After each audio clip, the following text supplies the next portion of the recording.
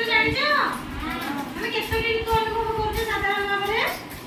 ତିନୋଟି ଋତୁ। କଣ କଣ? ଖରା, ବର୍ଷା, ଶୀତ।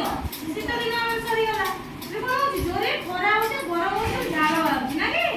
ଖାଲି ଝାଳ ବାହାରୁଛି ନା କି? ତାପରେ ୟା ପରେ କଣ ଆସିବ? ବର୍ଷା ହବ। ଖରାଦିନେ କେତେ ପୋଷାକ ପିନ୍ଧିବାକୁ ଭଲ ଲାଗେ? ବଡ ସୂତାର ଜାମା। କେତେ ପୋଷାକ?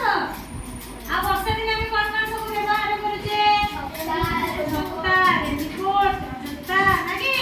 ସେମିତି ଶୀତ ଦିନେ ଟୋପି।